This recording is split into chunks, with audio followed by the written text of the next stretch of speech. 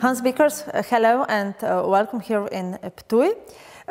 Let's say that there exists somehow a connection between you as a Belgian artist and Ptuj, because 5 years ago you've been here on artistic residency. So how did it happen that you have chosen exactly Ptuj, the oldest town in Slovenia, for your artistic residence?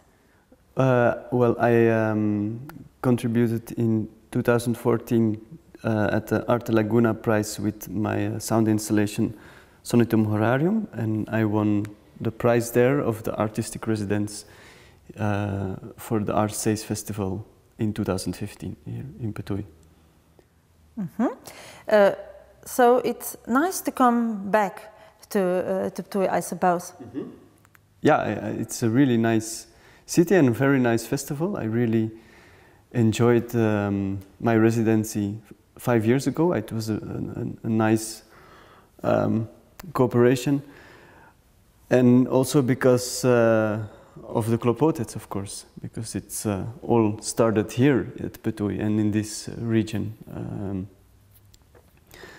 It actually started 5 years earlier in 2010 when I was traveling in Eastern Europe, and I first heard and saw Klopotec, and already then had the idea to make an artistic work with it. And then when I came here at the artistic residence, it all came together. Then this city and the journey I made 5 years earlier, and the experience with the Klopotec, and then we worked together with crafter who make the traditional way of the Klopotec, and then the whole work and process started and developed further in the later years. Yeah. But what would you say, Hans, was that push, if I may say like this, that intrigued you, fascinated you, maybe so also enchanted you when you saw and heard the sound of Klopotec? Well, we were on a walk through the fields, and I heard this sound that was not like a typical sound from nature, but it didn't sound like a machine or like a motorized object. So I was really intrigued by this sound, and then it was like, I don't exactly remember, we came to after some bushes, and I saw this sculpture, on its stand and turning in the wind, and it was really like a magical moment to hear and see where the sound come from, and to see this beautiful musical device turning and playing these rhythms played by the wind, this aleatorical music. So it really intrigued me, and it really made a big impression on me. That because I never, in my country, in Belgium, we don't have this kind of windmills. Yeah, we have, of course, windmills, but they're not sounding. That's and they're of course completely different, and they have a different function. Afterwards, so after this excursion, or in the vineyard or in the fields, as you mentioned, you saw a book about the Klopotec, and you are still regretting that you haven't bought it. It was in Slovene, but however, you still regret you hadn't bought it. I was here. It was here in Ptuj, and then in this bookshop, it was a book only specific about Klopotec, and with also how you build it, and the history and everything of it. And I still remember that I was going through the pages, and that I was doubting, shall I buy it, shall I don't buy it? Because it was all in Slovenian, I thought, but it was already, it's like 10 years ago, 2010. I didn't have the idea then immediately to make this installation with it. So I still regret it. I didn't thought it. Maybe one day I will find it again. But Hans, there was probably a long and a tough way from the idea to make, let's say, an installation using klopotec, and then all the way along to construct this installation. Can you describe it a little bit, this path, this way? Yeah, it was a long path. It started then in 2015 in the artistic residency, where the first prototypes, we made the first prototypes, and then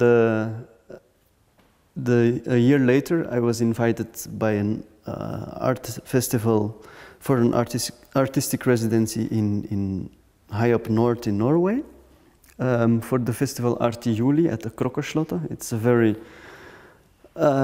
special place. It's also a very long story about this place, but during this, actually, they invite artists to work for 1 month in winter time, when it's really high up north. It's at higher than Iceland, really at the Nordic Sea. And in winter times it's like completely dark, and you have this, and the whales and the killer whales are surrounding the Krokkerslottet. It's also a very magical place, and there the installation came to form. I was there with a friend of mine who is also a carpenter, a very good woodworker, and we collected all kinds of pieces of wood we found on the beach that were, if you will see the installation during this festival, make very good attention to all these different pieces of wood, and like you have these kinds of sea worms that can only survive in sea by eating wood. So lots of pieces of wood are completely full of holes, and the sea, of course, and the wind gave them this specific shape. And that's, of course, it's completely different than the klopotec that are made in Slovenian, which are more like always more or less in the same constructional form, and we just follow the form of the wood, and also which is also different than the klopotec of Slovenia is that I used several pieces of hardwood and tuned it. So I tuned I made an orchestra of it. That's why the work is called klopotec orchestra, because normally you find just one on its own in the vineyard, but I combined them all together, and I made a scale, tuned them, and used also different types of sticks and mallets. So you have rubber and wool and textile that also give other dynamics in sound and give different rhythms. And yeah, I made actually two versions. The one for outdoors, that's like the one you know in how they are here, played by the wind, just like the wind plays the music. And then I made also a version, an indoor version, where on the axis I attached a motor, and this motor is attached to the electronics and through software, so I could compose music with it and play live music directly with the orchestra. So then it became more like a musical instrument. Like the outdoor version is played by the wind, and then you don't have control of the music, which is also very nice. But then for the indoor version, it became more like the work that will be exhibited here now is the version that's for indoors. And like all these things were collected also in Norway, like the motors. They were old wiper motors from an old from a fabric where they collected car parts, and the tubes where the klopotecs are placed on, or where from an old milk farm where they transported the milk through. Like you have these old knobs and tubes to get the milk out, and so each part of this installation was collected in Norway. So it's a very nice idea that you have this machine, this object from Slovenia. With the touch of Norway and Belgium. Yeah, with the touch of Norway, gets come to life in Norway, and then came to Belgium, and there I developed the music and made a concert with it, together with a very good jazz drummer, Teun Verbrugge, who couldn't come now, so I will play the solo with the Klopotets. Sometimes I play solo, sometimes I play in duo with him or with other percussionist drummers, because it's a really percussive orchestra. Of course, the Klopotets is like a drummer on its own. But Hans, have you been experimenting with different types of wood to get the sound that we can hear in your performance now? Yeah, of course. I really search for the specific types of. I used specific oak and paduk and meranti and all kinds of types to get the exact sound, and also like I mentioned, the hammers are also very crucial. The material that hits the wood. The sound depends on this material, so it's was also a search for the right materials, and also like the Slovenian Klopotets, they have like 8 hammers, but if you take hammers out, so you have like on each side you have the 2, so you have like straight position. Yeah, and also straight beat. You have like tack tack tack tack tack tack tack tack tack. But if you get 3-1 out, you tick tack tick tick tick. You get a different sound. Yeah, you get a different sound and a different different rhythmical part, and that's also what I did with this, I made 12. I made 12 Klopotets in the installation, and they all have have only 2 hammers. They do a ding, ding. And the sound is very different. So they have each Klopotet has its own rhythmical contribution to the music, to the composition. Mm-hmm. Hans, for years you are trying, or you are giving life, let's say musical life, to objects that are not meant to be musical instruments. These are, I don't know, egg cutters, sieves, sand, water, like for example in your Sonitum Voda or Sonitum Horarium, your installations, your sound installations. But where does this passion come from? From your childhood? Maybe when you was a little child, you were walking around and connecting some pieces together, some objets trouvés, maybe, and making some, let's say, kids installations. Yeah, I was always.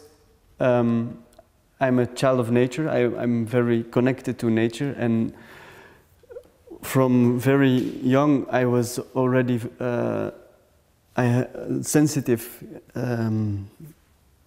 hearing my surroundings.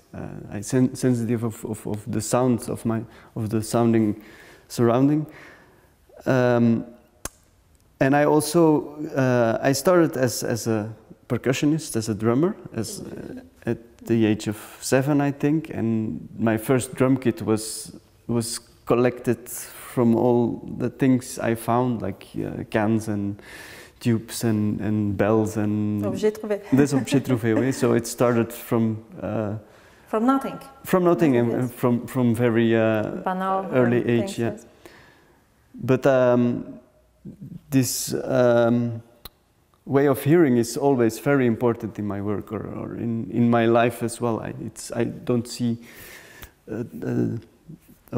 a boundary. There's no difference between my life and my work. I'm always very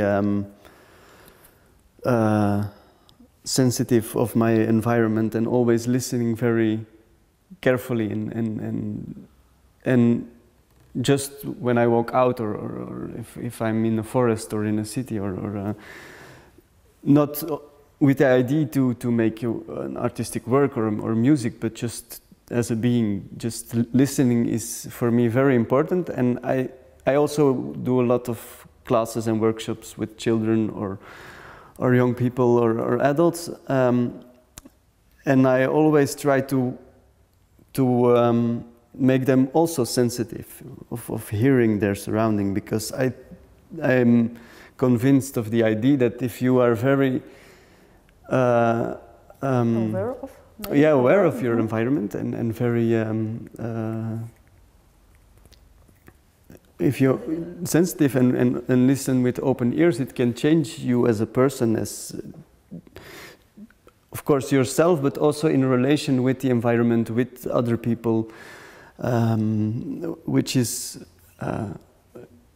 it's kind of like a meditative state, of like in meditation, but then through your ears. That's how I am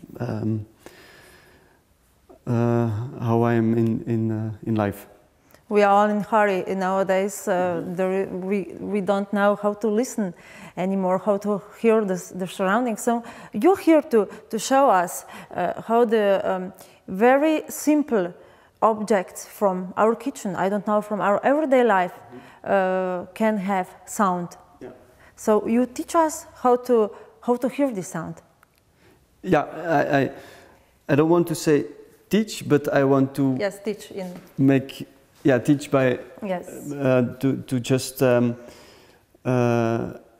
make something aware of or like a child playing with stones, and if you look at this child and you think, oh, nice, these stones, or for example, like it's actually the same playing with toothbrushes and metal sponges and grass and pieces of wood and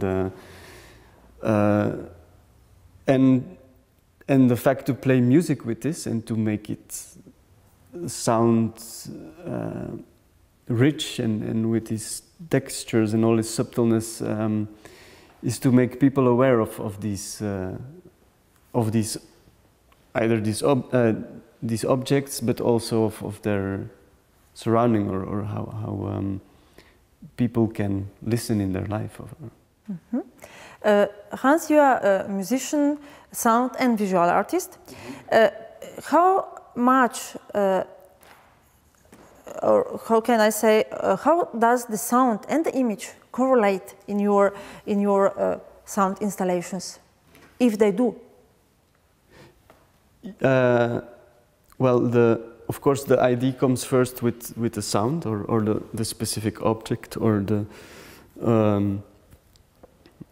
or like sand falling on a metal bowl or something.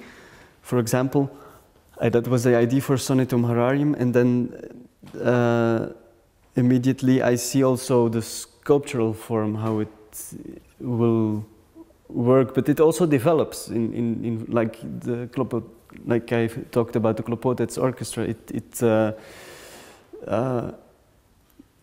It develops from step by step, like for in the Sonitum Horarium, the sand is in big hourglasses, in glass bowls, and you have these motors that regulate the sand, and it falls on these plates. But then the sand should get back into this glass